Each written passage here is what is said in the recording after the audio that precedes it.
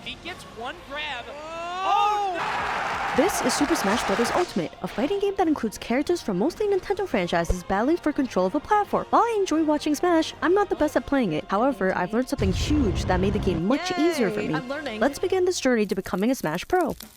As any intellectual would do, I started scouring YouTube on how to improve my gameplay. The first video I came across recommended spending time in practice mode, so that's exactly what I did. I let fate decide which character to use and was paired with Shulk. I didn't know that he'd be difficult to play as, but at least he could be shirtless.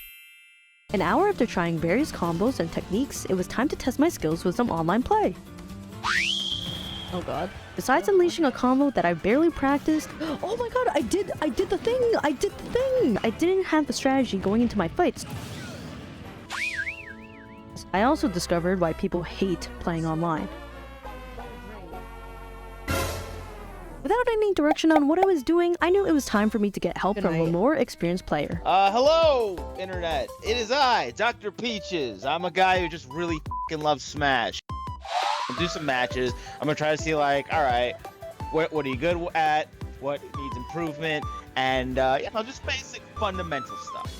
At a beginner level, whiffing, which means missing a hit, happens quite often. Opponents will punish you for this mistake. So Peaches pointed out that my first issue was you do a lot of forward smashes, which he picked up on, so he would either wait for me to miss my attack or avoid it entirely, then punish me for it.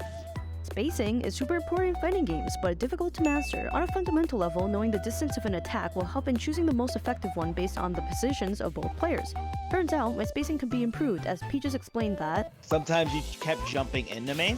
Again, I was punished for this. Since his character has a small attack range, I basically did all the work for him by closing the gap. For going into battle, I'm pretty sure people's first instinct is to devise a plan.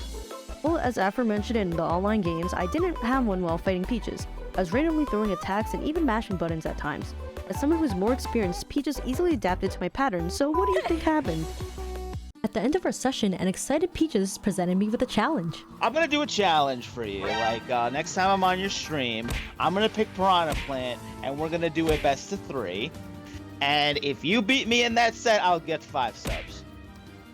Deal. Unlike all of these sessions, this match would be live in front of my Twitch community, so I better not lose. Thank you for the raid. Oh my god.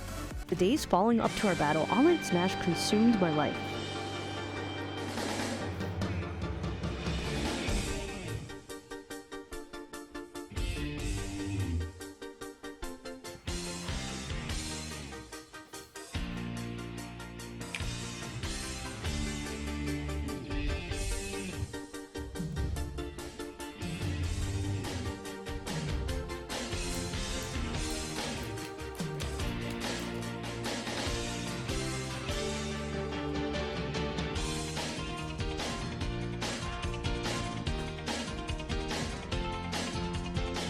During my training, I grew to loathe Bayonetta. What But especially Joker. Dude, what the flying doodle? I met my first rival, Shadow Wolf, a mind-reading Joker who toyed with me our first set. I retaliated in the second, focusing on my mix-up game, and won with a lucky strike.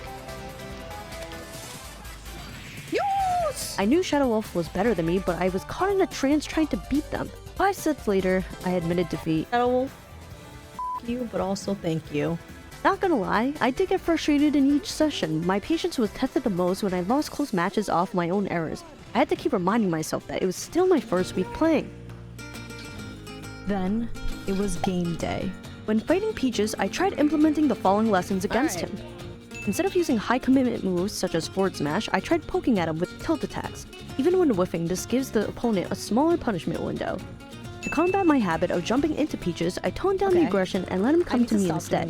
Shulk has a long sword, so there's no reason for me to be within kissing distance of the opponent.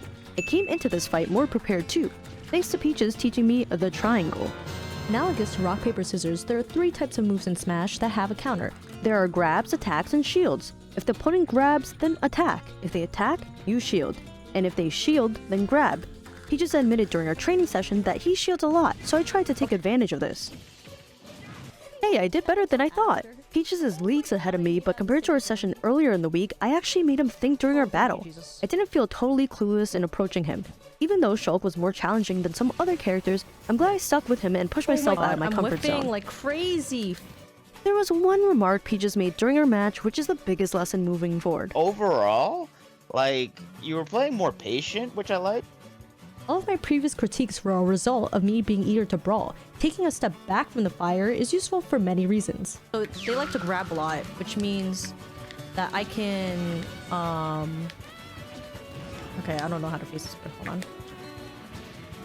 I can ice out my enemy, reflect on what patterns they have, and this will give me a better way to approach them. As a beginner, my brain can't adapt as fast, so I need these mental timeouts. Patience really is the key. I swear this guy's gonna fucking shield me away. The triangle. This is just the tip of the competitive Smash iceberg. Subscribe now to join my journey in exploring new techniques, learning character-specific skills, and becoming a Smash Pro.